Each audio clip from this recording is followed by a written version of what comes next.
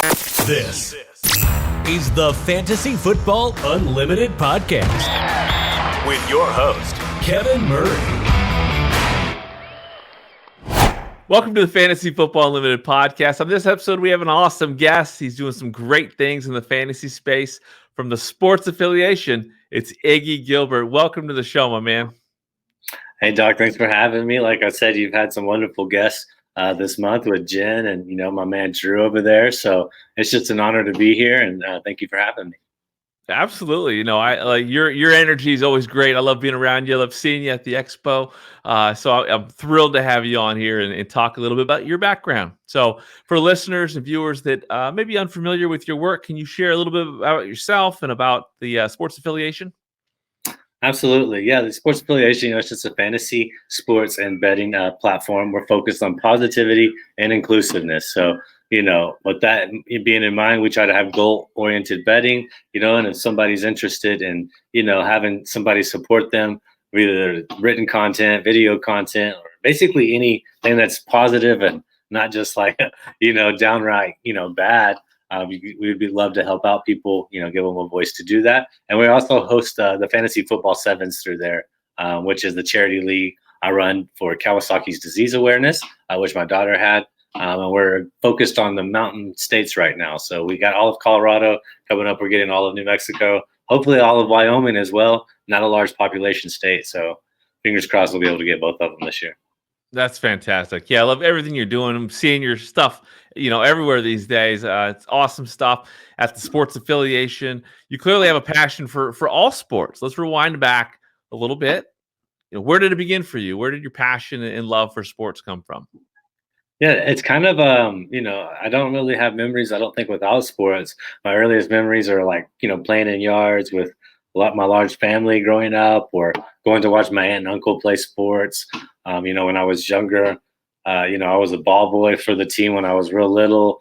It all just kind of was all there for me where I grew up. I played every sport I could growing up. So I think it's just a lifelong thing for me, to be honest with you, Kevin. Who are your favorite teams and athletes growing up across the sports spectrum? Yeah, I'm a Packers fan. I love the Packers. But before that, I was actually a Chicago Bears fan with Walter Payton. But we're talking like first 5-6 years of my life. I then saw Sterling Sharp play, and probably against the Bears at some point. And I became a Packers fan. Like I said, didn't know who Brett Favre was. I was just focused purely on who Sterling Sharp was and how awesome he was. And they got Reggie White. And even as a little kid, I love sacks. So them, and then, I love basketball as well. You can see the Spurs behind me. I love Dallas back in the day when JJ and Jamal Mashburn, Jason Kidd, they broke that down, and I kind of became a Heat fan. I watched Tim Hardaway Jr., Alonzo Mourning, PJ Brown, Jamal Mashburn's over there, Dan Marley. Like we talked about, Glenn Rice had a 41-point game. That was pretty special back in the day. And but I also still liked, the Spurs, the Houston Rockets. And then I moved to college in the mountains and got to watch Altitude Network, and they would show Nuggets game, every Nuggets game. So. And they were pretty terrible back then. I didn't know who. I remember when we got Murray, because he came from Kentucky. I still had no clue who Nikola Jokic was. But watching before all that and being stoked that there'd be potential, and watching that championship. So those are probably my favorite teams all growing up. I love it. No, I mean, so many fun names you mentioned in there. I love reminiscing on sports. We could do that all day long. Some of those names I can just, think about watching everybody, all those guys like the Mavericks and the Kidd and Jackson and Mashburn. And you're right, in the Heat. I love Harold Miner. I was hoping he would become something at some point way back in the day. But yeah, incredible memories with all those teams. And it's fun that that it evolved to you liking the Nuggets, because they've had a rough run over the years until recently. So jumping on board, that's truly respectable to climb on board of the Nuggets before they became what they are now. So I'm sure that's been a lot of fun witnessing that championship last year for you, huh? Absolutely. Yeah, it was cool to watch it. They were doubted even throughout the playoffs. They were the best team from the December on. And just even watching that for the people, getting more national media attention just due to their ranking and then their playoffs performance. It's been pretty cool because a lot of people question Nicola, but watching him, and it's just so fluid and it's just so fun to watch. And yeah, they won me over a long time ago. I love that. Yeah, I love that. When I think of the Nuggets, I think of you. So I was thrilled when they found that success because it's well deserved for sure, for sure. When it comes to sports, though, obviously there's some tough moments. There's some tough moments. What are your worst moments as a sports fan? Yeah, like I said, we might be on the yin to the yang here. The 2014 NFC playoffs, NFC Championship game, Packers versus the Seahawks. One of the most impressive comebacks I think across any sport or team sport I've ever seen. It's just and I was on the other side of that, being a Packer fan, watching that go down, and I was just like, well, that's it's just such disappointing to watch that. Morgan Burnett, if he just would have ran a few more yards, maybe different story, but that's how it is. But also Super Bowl 32 loss, very vivid. Broncos against my Packers should have been, a better team, maybe a semi-dynasty of the 90s, if you will.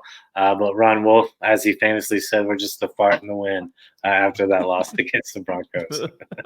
I love it. Yeah, and obviously the Broncos, being that you're in Colorado, like, did you ever embrace them at all? Yeah, the Nuggets easy. I went to a Rockies game, took my wife to her first baseball game. They hit a double in the 10th, to win the game. That's a pretty impressive walk off. Pretty easy to love them after that, as terrible as they are. The Broncos, I'll root for them, but not really. Like, my loyalty is with the Packers, and that heartache, it just makes it pretty hard. Now, if I would go watch a game in Mile High, you believe me? Yeah, I'll do that for sure. I love it. Yeah, it's true. It's hard to forgive a team that hurt you like that, for sure. And you bring up that NFC Championship game. I mean, that was one of my favorite memories for me, because I had a house full of people. The place was going crazy during those last few minutes, because that first 3.5 quarters were horrendous. I think Russell Wilson threw how many? I mean, I don't know. Was it 5 interceptions, something crazy like that? So ugly. But then all those events happened, wild stuff. I'm sure it was probably good for a Packers fan to see the Seahawks fall 1 yard short in the Super Bowl a couple weeks later, though. Probably, right? I would think I was so bitter. I was just like, oh man, I didn't really necessarily like the Patriots either, so it's hard to root for those dynasties, if you will. For sure. I think Rodgers Brady Super Bowl is something we all should have had at some point. Unfortunate, the Seahawks' fault for preventing that to happen. Well, like I said, I like Mike Holmgren too. So I know it was Pete Carroll, but Mike Holmgren making the transition, building Sean Alexander, Matt Hasselbeck days. I always rooted for those guys after, if they advanced and we didn't play them. Really easy to root for a coach, even with Mike McCarthy for me. I don't necessarily root against him. I don't root for the Cowboys, but coach wins you a Super Bowl, man. Those are hard to come by. That makes a lot of sense. And Holmgren, I mean, that guy is as good as it gets. He's I think he's underrated long term. When it comes to all time, but it's so special. Like in this community, he's been on sports radio for years around here, not as much these days, but such a great guy, such a good football brain, and an awesome coach and a fun guy to root for. So I can see why you'd continue to support him, because he did deliver a championship in Green Bay. So what were your favorite all-time moments? What's the best moment you've experienced as a sports fan? Probably the 31 Super Bowl. Yeah, like I said, growing up in Dallas, it was all the Cowboys. I know maybe some younger listeners don't find it hard to believe, but the early 90s were dominated by the Cowboys. Growing up in DFW, it was all in my face, beating the Packers every year in the playoffs. It was brutal. And then getting over that, having that moment against all my friends in school. I remember I got a hat, a Super Bowl hat, which was really cool, the New Orleans style, really awesome mid-90s kind of graphics on the hat. And just being so happy, and being so proud. So I have that. And then also last year's NBA Finals with Denver, and just kind of knowing it was coming and everybody denying it, essentially, until the finals. And just watching, watching Jamal Murray grow up. I knew who he was. Nikola Jokic, like I said, not so much. But we ended up loving Nikola in the process as well. And just watching this team build, Michael Porter Jr., we drafted all three of those guys. And just watching that championship was pretty special. I love it. I love that. I love when a team grows and builds and then, pulls it off. I love that. So when along the way did you discover fantasy sports? So that happened in 2010, actually. So not too long ago, but somewhere in the middle, I suppose. And my neighbor's like, "Come on, dude, we need one more person." He's like, "Just get in there. I'll help you." He's like, "You know too much about football not to be playing fantasy football." And I was just like, dude, I got like maybe 4 more semesters, 5. I was like, I just need to buckle down and finish. He's like, "Trust me, it'll be great because he'll do something else."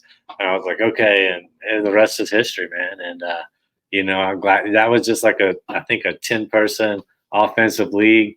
Next year, I became the commissioner for us, incorporated IDPs, and we've just been playing ever since. So, What was it that hooked you the first time you started playing?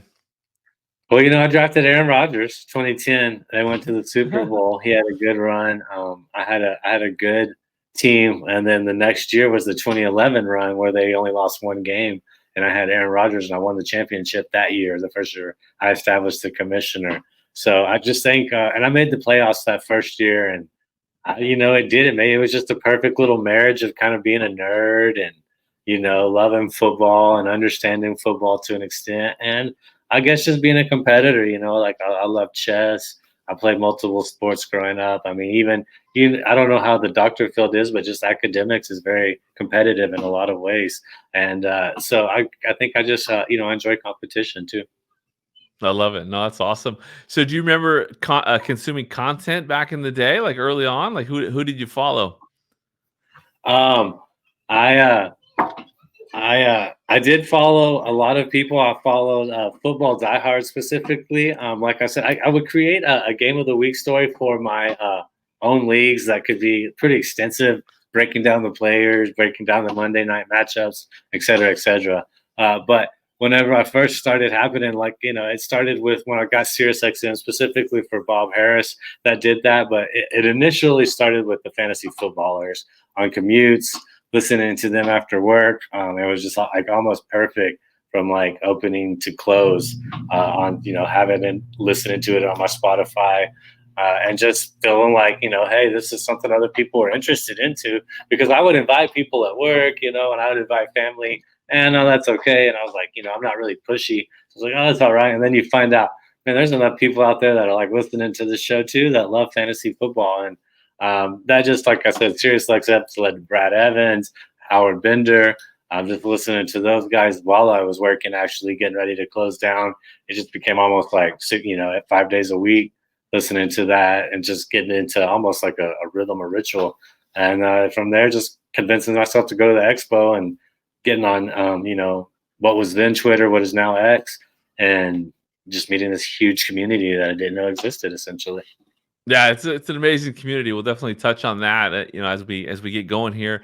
And when it comes to fantasy, do you have one league that's like your main primary league?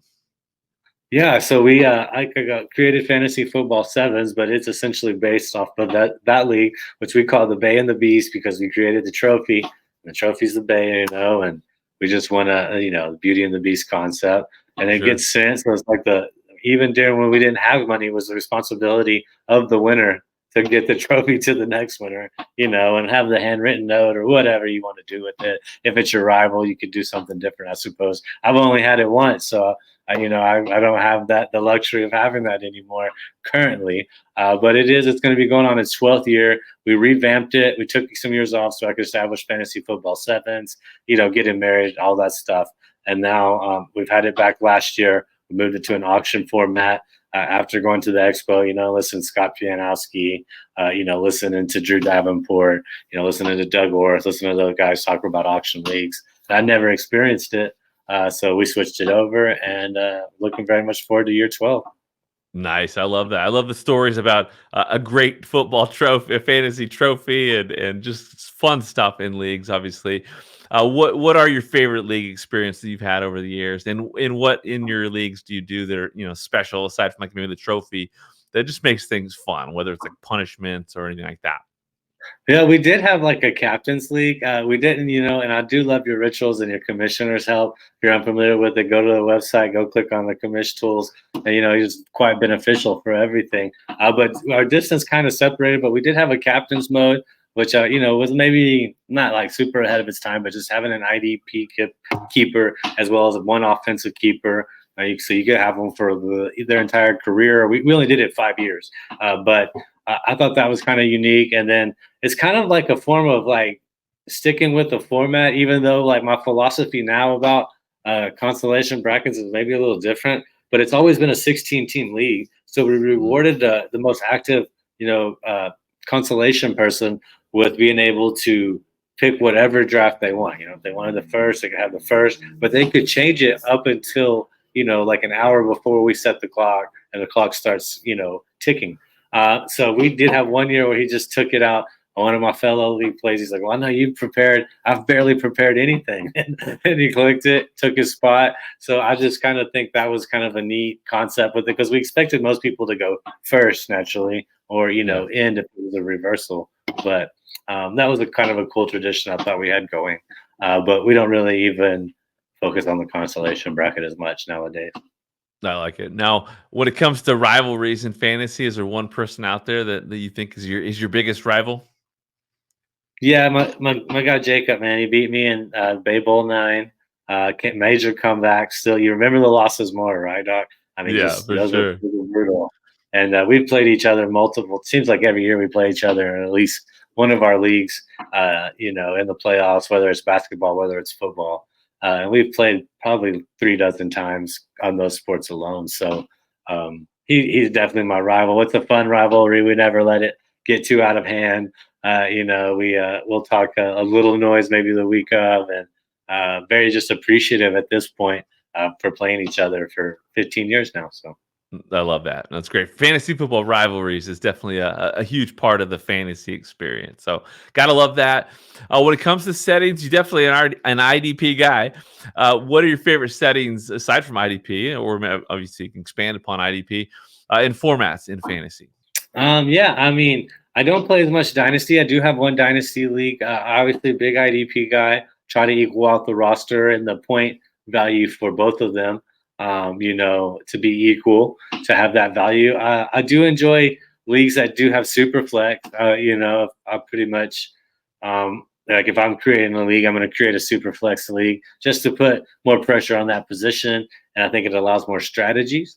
I also do enjoy leagues that have return yardage, just to give maybe an IDP or a slot receiver or a running back in some cases more point value, just to help out that position, to help out the flex, the worth of the flex spot, I'll say. Yeah, you can definitely mix things up when you incorporate, interesting things like that. And return yards is going to be interesting this upcoming year with some of the changes in returns, right? Excited for that. Now, you obviously, you've mentioned before, like, commissioning leagues. What is it about commissioning leagues that you've enjoyed the most? And talk a little bit more about those FF7s. Yeah, commissioning league, I don't know. It's just I fell in love with it because I thought I saw a way to improve what was the standard setting, 15 years ago. And I wanted to incorporate defensive players, but I just think it's also caring. Like, we've said it multiple times, being a commissioner it's a thankless job. Not too many people are going to appreciate you. Maybe a couple of your league mates. Jacobs told me, he's like, man, where's the game of the week? He's like, I need that. I need to know where everything's at. And so that's a rewarding feeling. But I don't do it for the rewarding feeling of others. It's just to track things, to set the custom schedule, to put all the work in, so everybody has a more pleasurable experience. That to make it seem equal, at least an opportunity. What your opportunity, what your path is to the playoff with a 50% chance of the playoff, 8 out of 16 teams. And I don't know. It's just fun to create something and see other people enjoy it. And that can come in different mediums, I suppose. But for me, as somebody that enjoys writing, as somebody that enjoys looking at data, it was just a perfect fit, and I just really, really enjoy it, I guess, to be honest. Yeah, it's always nice for a commissioner to go a little bit extra, go a little above and beyond, and obviously doing write-ups like that is, that hits the mark. That that's something that people should appreciate, because you're definitely putting a lot into it. I love that kind of stuff as well. I love that kind of stuff as well. And with those FF7s, talk to me a little bit more about that. Yeah, so it's still that same concept, 16 teams, charity league goes to benefit Kawasaki disease awareness. We spoke with the Rural Health Association of Colorado. We're doing the same thing right now with New Mexico, hopefully with Wyoming. And we just get an informative poster because us, like, I'll say an I statement, like I didn't know what Kawasaki's disease was, that it existed until us going through it. So that's like the beneficial part of it, or the charitable aspect of it, trying to focus on like where we live, which is like, a rural part of the United States in the mountain time zone collectively. So there's a lot more rural hospitals. So that's where our focus is at. But the format itself is 16 teams. You play your opponent. It's in your division twice. You have six defensive IDPs plus a defensive special teams. So you could stack a quarterback, wide receiver on offense. You can now stack a defense with the players such like TJ Watt, Steelers defense, double down your points on the sacks. And then you make it through your 16. If you make it to the final round, you would still be like a league winner. But now you're competing against however many leagues of 16 we get. Right now we're almost filling up 7. So if we need to push it to 8, no problem, we can. But then, so in that scenario, there'd be 14 teams competing, for the normal rankings 1, 2, 3. There's a few prizes associated with it. Love working with Trophy Smack. We all know those are great people over there. They help us create a custom ring for the champion, named the Wink. I'm really proud of that because that's for Winkenbach, who was the first commissioner of fantasy football, and he cared a lot about it. He wrote weekly articles back when you had to typewrite it, put it in an envelope and send it. He put stats and a lot of work, and that's why I love hearing Greg Kellogg, Bob Harris. I love hearing some of these people that still had to work in different ways but still appreciated the sport so much, and they really pioneered it for us to be able to sit here where we're at, because not only were commissioners, they were also wanting to get information out to the masses. So, if they don't do that, we're not having this wonderful podcast right now. It's absolutely true, for sure. So when did you decide to start creating content? And what inspired that to, for you to dive in? Like, I really wanted to be a professor, and I just, I don't know, like I created content to do that, established a syllabus and all kinds of stuff. And that just, I found a void because I know as of right now, I'm still not a professor. And that just led me to kind of fill this void with something I was passionate about, which was fantasy football. And at first I just did audio recordings. And then I teamed up with some people in the United Kingdom, and I started working with them on like betting content and making audio content with that as well. And then that led to just making video content. But I just wanted to share what I felt like, with like a decade's worth of IDP information, and sharing anybody that might be curious about IDP and helping it, so that first, because there's so many times you hear, oh, I joined the league, but it just wasn't a good experience. Well, we need to avoid that. Just like any product, we can't have people's first experience with it be bad, because it will push away a lot of the people that, should and would enjoy IDP. For sure. And you are doing some work with Fantasy Alarm these days? Yes, I actually was doing basketball. I did some sports betting content for them from opening day, which was Los Angeles Lakers at Denver Nuggets, till the last championship game in the NBA Finals. So just wrap that up. Hoping to keep doing some football content with them throughout the season. Going to talk to the people over there about that. But, as of right now, still writing for them. I love it. And then the Sports Affiliation. Let me know a little bit more about what inspired you to create that and get that going. Yeah, I worked with a lot of people. Like, I worked with Sleeper when they first started, actually. I was writing about IDP articles their first year for them. I just worked with a lot of people, some good experiences, some bad experiences. But essentially, Evan, JC, and I, who worked with 2 or 3 kind of organizations, wanted to focus on positivity as opposed to like maybe other methods. And, I had already started an LLC for fantasy sports. And so I was familiar with kind of the process of that. We just put together, and we're trying to make sure anybody that wanted to have a platform could feel heard, and we would be able to create content that we thought was enjoyable and that people would enjoy without much restrictions on how we go about it. We've been fortunate enough to get Wendy and Carla and Greg and Tip and some really amazing people to come help on the football front. And then we have a very great knowledgeable basketball crew with WNBA, NBA, Olympics, as well between Rico, JR, myself, Evan. And we have a few MLB people as well with Coach and Evan as well. So we're trying to keep it year-round sports platform, but it's predominantly focused on fantasy football and fantasy basketball as well as sports betting. I love it. It's awesome. Awesome stuff for sure. What's been the most rewarding part of this experience in the fantasy space for you? And just meeting people, building relationships, building lifelong relationships, meeting people that enjoy this passion as much as you. I think that's been the rewarding experience. I've been able to maintain some of my friendships, of course, throughout the years, talking with them, but specifically, going to the expo and making it real, going to see people I used to read their article, Gary Davenport's and so forth, and then meeting them face to face, and they're just awesome people. Scott Fish, amazing, friendly, awesome person. You can just walk up to him and he'll be more than glad to talk to you about fantasy football or many other subjects. And just that real established connection that's like authentic. I think that's the best thing I've gotten out of it, and really what hooked me back. Makes sense. Yeah, no, I think there's a lot of people that share that same sentiment. I mean, I think that it's just one of those things. The community is pretty special. A lot of great people, and you're right. The Fantasy Expo, Fantasy Football Expo, it brings it all to life for all these people that you may not have met before in person. You interacted with over the years, talking fantasy sports. But once you get to the expo, there's not as much fantasy sports talk, right? It's a lot of life talk, a lot of just great connections, great relationships. I'm thrilled for anybody that has had a positive experience with that, because I've seen so many relationships formed, at the expo, personal relationships, professional relationships. It's such a special event. What's your favorite event at the expo?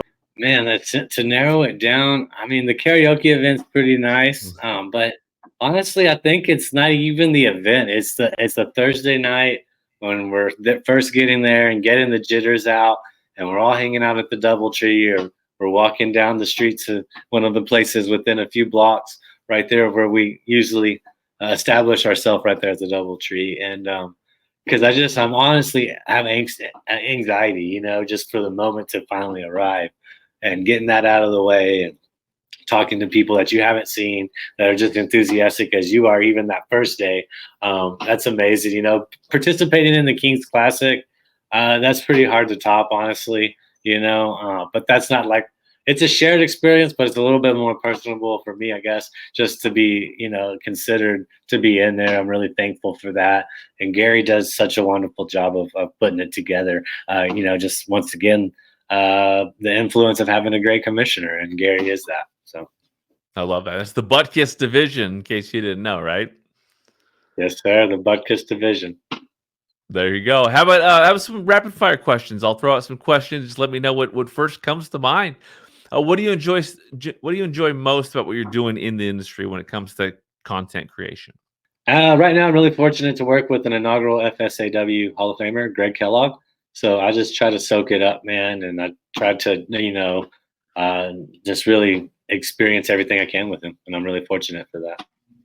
Yeah, he's awesome, and it's awesome how he's come back into the community, and gotten so involved, because he's doing a ton, and I'm seeing so much of his work, through the Sports Affiliation. So again, shout out to you guys. It's pretty cool, because he's super enthusiastic about getting involved and connecting with people. So it's awesome to see. It's cool to see people like yourself kind of appreciating someone who has that much experience and trying to gather as much as you can from it. It's awesome.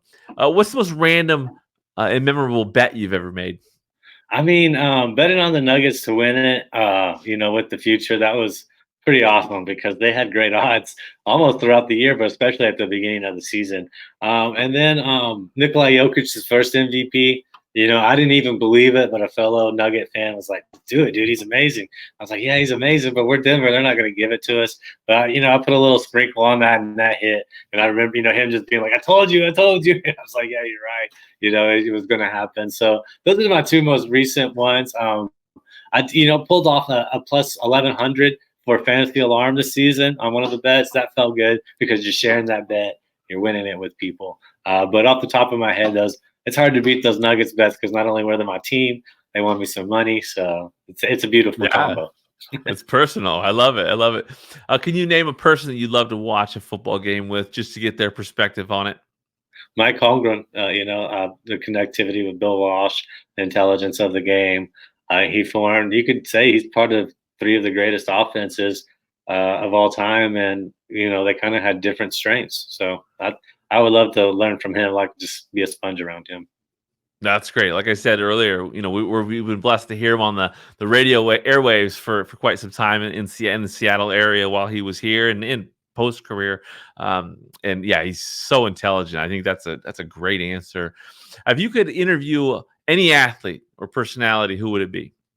Any athlete or personality, maybe Bret Hart. He had such a huge influence on me when I was a kid, and I felt like, he's still like a model of what being a champion should be and how much you should care about it, and how special it is. I think he'd be an interesting personality to interview.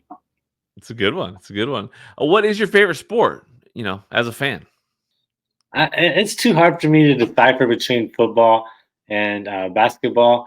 As far as watching goes, as far as participating, I love skiing. I think that's I'm in a total different state of mind when I'm skiing, and I love doing it. Yeah, I love the footage when you're up there on the mountain dropping bets. I love it's good stuff. What are your favorite hobbies and activities outside of sports? you know, I do participate just being a lot outdoors. We live with really walking distance to a river. So I like just being outside and thinking. I like creating. I like writing, even outside of sports writing. I've writing a how-to book with how to approach sports betting, but also I've started a few novels that I've never completed.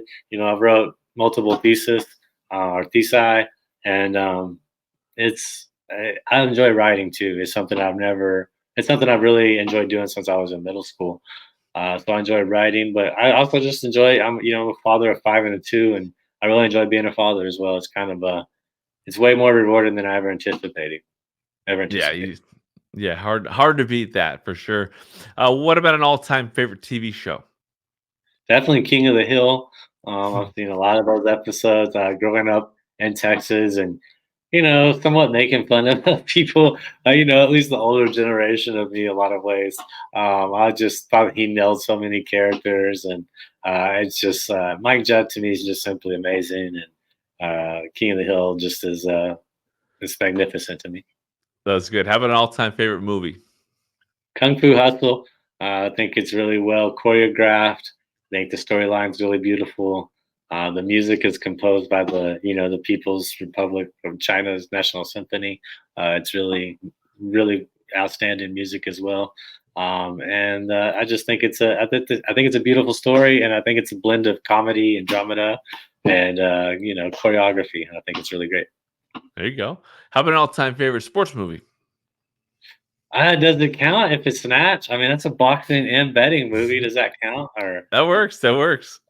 yeah. I mean, the one punch wonder, Mickey, pulling the fast one on everybody. I thought that came out when I was a teenager, so I had to go with that.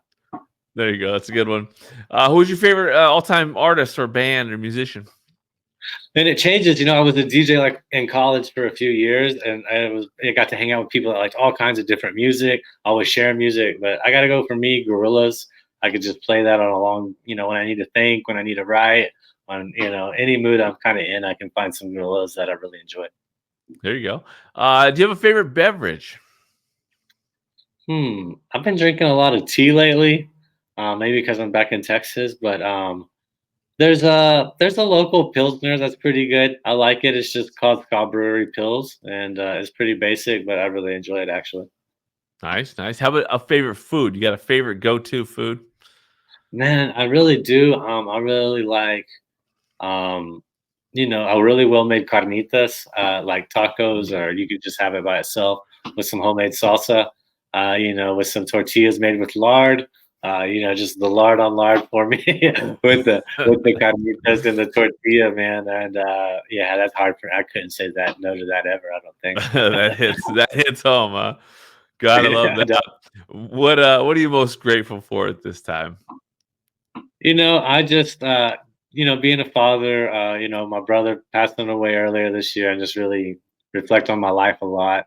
Him being so much younger, so I'm just really grateful for my life, all the ups and downs and everything, and being here with you and going to the expo. I'm just really appreciative for all of it, honestly. No, it's good to reflect on the things that we're grateful for because yeah, I mean, I think there's always ups and downs in life, right? It's important to have some appreciation for what you got. Can you name some of the people that have had a huge impact on you during your journey in the fantasy space?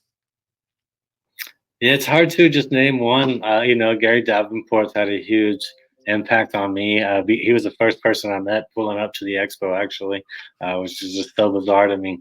But Gary Davenport, Howard Bender, obviously with Fantasy Alarm, giving me a lot of opportunity. Going from somebody I was pretty marveled to see at the expo, I was even nervous to walk up to, helping me out so much. Of course, Bob Harris, man, so grateful for everything he's done to me, just being wise and always being willing to help when I reached out to him, and really just the advice he gave me for years before I even dreamed about making content. And then Bob Long, man, had opportunity, everything he does, how willingness he is to help out, showing us how to basically network and what to do, and just being the guy he is. Drew Davenport as well. I just really appreciate all his friendship and him just. He's a commissioner for our surf league, man. So we stay in touch. We're playing surfing, fantasy sports right now. And then, of course, JC and Evan, who I created the Sports Affiliation with, Greg Kellogg as well, just, joining the Sports Affiliation and showing, how to navigate through the fantasy sports world. Some pretty amazing people right there. I love those shout outs. Yeah, some obviously people that are totally willing to give and give and give to help people. So you named some great ones there. Can you share a little bit more about that surfing league? Because Drew was talking about it. He was saying how special it was. What is it about fantasy surfing that you've enjoyed, and what is it that that makes that special for you? I mean, I was once a surf instructor, and they asked me to play in the league. I had no clue what I was doing, but I was like, yeah, I play fantasy football. I'll play fantasy basketball. Why not? And then run into Drew, and he's like, do you know anything about surfing? And I was like, yeah.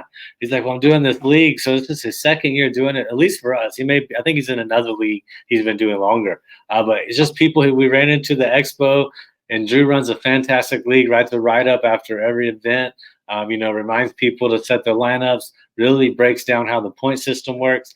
But you have to set, it's a really progressive sport for women, especially. You have to set female surfers, you have to set male surfers. It just keeps progressing the female athlete more and more within that sport. So that part alone is pretty cool, in my opinion. And they go up by event. You get to watch these surfers progress. You get to watch them surf all around the world. And it's pretty fun, and even if you don't know, JJ Werner's in there. He's like, I don't even know one surfer. We were like, don't worry. He's beating all of us right now. So you don't necessarily have to know the sport. You just have to come in and have a good time. And like we stress it over and over again, Doc, it's if you got a great commissioner, you can get past sports barriers. You can get past, not being knowledgeable about it. As long as they're giving the, advice for everybody, setting guidelines and helping people out, we could be playing fantasy pickleball or something. There you go. Yeah, shout out to a great commissioner, Drew Davenport. That's fun. It's fun to hear about something unique like fantasy surfing. He says that in that moment where it's on the line, like it's intense. It's intense. So that's pretty cool. Love to hear about fun fantasy leagues, and obviously Drew is delivering with fantasy surfing.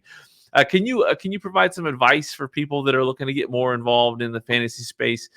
Creating content or finding a certain niche in the space.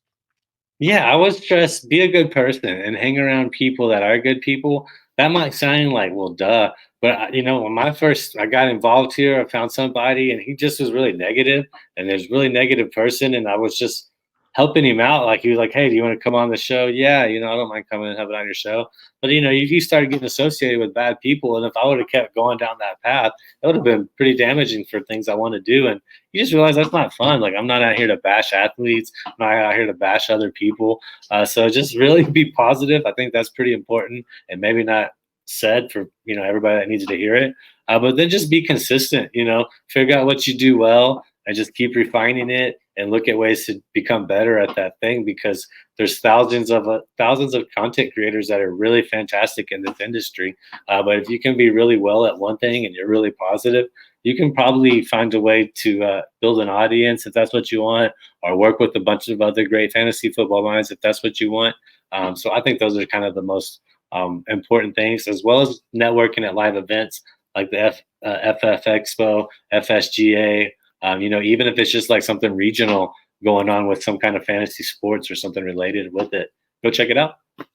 Very there, yeah. Great advice for sure. Yeah, like a local SFB, SFB draft. Like these are coming in all kinds of cities these days, and so special to go to a live SFB draft. It's like micro expo, but at the same time, it's so cool because people, like, if you go to a city and if you're living in that area, it's amazing how many people actually live around you that you can connect with as well. Or have you been to an SFB live yet? I have not been yet. I live about 5.5 hours from Denver, even though I'm in Colorado. So that becomes a little bit more of a challenge. But if we get one closer, like Albuquerque or something, I would like to hop onto it. But I see people once we get to the Denver one, with Dave and Roxanne and others, just filming it. I'm like, man, why didn't I go? I always want to go to it. So are you guys the one in Seattle? Are you going to be involved with it? So there won't be one in Seattle this year. I'll be going down to LA for the Trophy Smack one. I did that last year as well, and it's hard to beat. It's such a special event. So, but yeah, any city that's near you, if you can make it, it's highly recommended. But Expo it is. Yeah, I imagine you'll be back this year for the Expo. Absolutely, 100. We're going to have a booth there. So if you want to come see what the Sports Affiliation is about, come check out the booth. I may be there. Somebody else may be there, but we'll have some good stuff over there. Love it. Anything that we haven't covered that you want to share before we close things out? No, I just want to say thank you for this opportunity. We do have a Discord if you want to go check out the Sports Affiliation. They're doing a lot of great work over there on that. Other than that, and get ready for fantasy football season. It's going to get here quicker than you think. It is coming fast for sure. Can't wait to see you in Canton, buddy. Can you tell the listeners and viewers where to find you? Absolutely. Yeah. Thank you again, Doc, for having me. Can't wait to see you in Canton as well. You can find me at IDP_Iggy on X. That's pretty much where all of my information is. We do have the sportsaffiliation.com as well as the Discord. And then if you go on TikTok, I'm not as consistent as I was, but I do have the Jailhouse Bets. You can check out some bets. I do put some of them on there as well. So that's it. You're usually on the X, though. You can find me on the X or Twitter. There you go. Absolute pleasure again having you on here. Looking forward to seeing what you got in store in 2024. And again, can't wait to see you in Expo, man. Absolutely. It was an honor being here. And anytime you want me, just let me know. I'll be honored to come back. Sounds good. Thank you for listening to the Fantasy Football Unlimited podcast. Until next time, be sure to follow and subscribe to all of FFU's social media accounts for daily content.